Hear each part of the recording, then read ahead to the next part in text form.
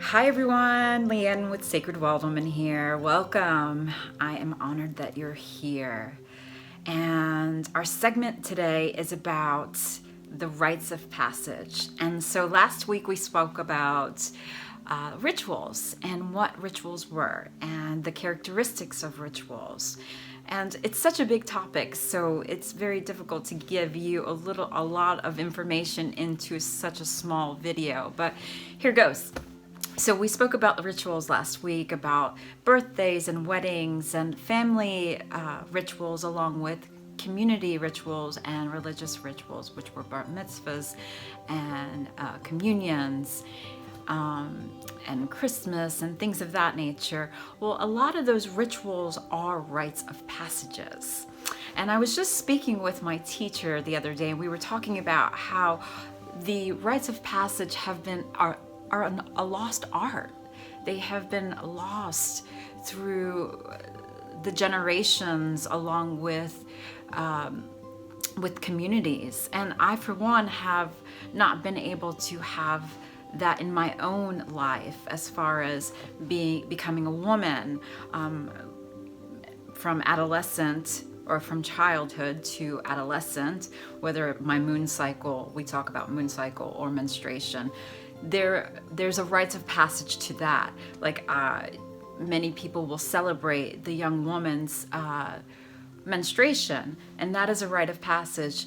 And I am a woman at this time, and when I turn either 50 or 60 years old, we will have a ceremony, a rites of passage that will take me into being from a mother to the crone, to the wise woman. And so it's important that we have these rites of passage because it is a way of a sense of being empowered, but also feeling a sense of connection to ourselves and a sense of connection to our community. And it helps us to connect to the community. But for this specific segment, I'm going to talk about the adolescence of initiation in the rites. And the rites of passage symbolizes status of change to adulthood. Rites of passage have been around for 40,000 years, and it has been connected to the cultures of cosmology, values, and basic notion of what it means to be a human being. We as humans are story makers in ways that help us to understand and obtain a meaningful life, or what meaning is in life.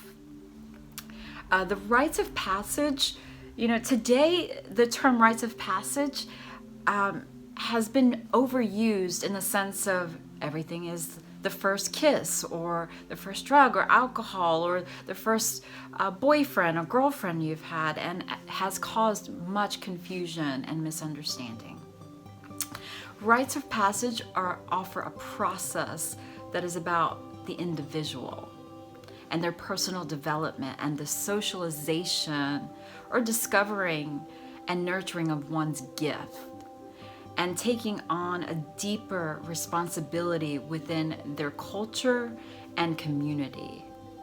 And it's about reconnecting with the sacred earth in ways that can nurture life, in becoming an engaged and active participant in one's community, and deeply connected in nature, culture, and all of one's relations. So here are 3 rituals that together manifest the energy of one's growth into adulthood. So one is the first one might be the ritual at the age of 9, back in the day, centuries ago, 9 and 10-year-olds, which says if you're at the age of 9 or 10 years old, you are no longer a child. Really weird at this time, right? You are a maiden, a warrior, youth, and you begin the path that will take you to the adulthood. So that's the first one. The second one is the ritual where a girl's first menstruation, as I was telling you, you celebrate the menstruation, you celebrate the rites of that, and the women would gather around together and they would celebrate the youth of that child, and that child that has become this young woman. And it takes a day to celebrate this rite of passage, and they celebrate her womanhood. And then the other one is some as obvious signs, which is the physical maturity of the boys. In boys would say, you have now crossed into young adulthood. Now, I'm not very clear on, or don't have enough information on, the rites of passages for men. And that is one of the things that we, my teacher and a couple of other of us, are going to speak about, or try to find access to the young men's rites of passage. So bear with me. So you are a young woman or young man now. So this is the second stage of that. And it's about accepting some of your rights, but also your responsibility as becoming a young man or a young woman. And finally, the third one is we close the circle of adolescence into the third ritual, which is one of separation, which says, now you are a man and you are a woman. The circle of your life will always include energies from one you've shared with your family, but it is time to create your own circle. Be the individual that you are, even though you are a part of the community. So why is it important to have these rites of passage? So the difference between a person who has a vision, who wants to make a positive mark on the world, and one who walks around the world aimlessly with no hope for the future is immense.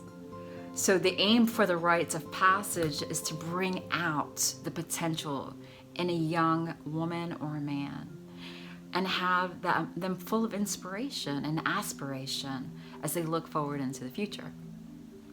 So, like, consider yourself as a teenager. I know for me as a teenager, I didn't have that rites of passage, but two, I was so uncomfortable with, think about how uncomfortable you were with your body and where you aspired to be in the future, or were there someone, all the deep questions that you may have had as a teenager and how you felt or what you struggled with, the confusion. And had I had some kind of direction, a rite of passage that may have brought forth some inspiration, I may have not fallen in the track of chaos.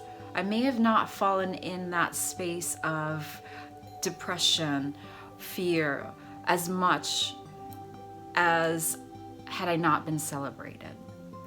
And we live in a modern West society that's in a crisis of spirit and a crisis of identity. And many of it has been caused by the crisis have been assigned by critics of modern society, industrialization, technology, television, and the decline of moral values are only some of the causes.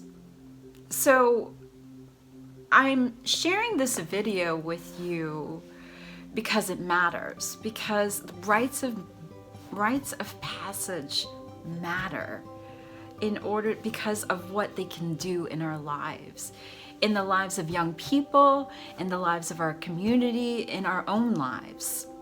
They matter. They have the power to reach deeply into our hearts as a human being, and to help people thrive rather than just survive.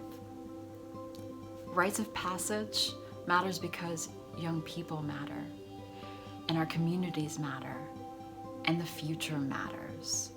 And that's why I wanted to share this. So it's important that we find in our culture, wherever we come from, what our rites of passage were, so that we can pass them down to generation, so that the young people that are growing up in this world will find a purpose, their purpose, and the purpose of their community, and have a better sense of self. So I hope you found this video helpful and that it inspired you to dig into your own culture, into your own nationality, as to how your rites of passage have helped your nationality, your culture. And so if you found this video helpful, share it or comment below. And thank you for watching, and I'm honored. Have a beautiful and amazing day.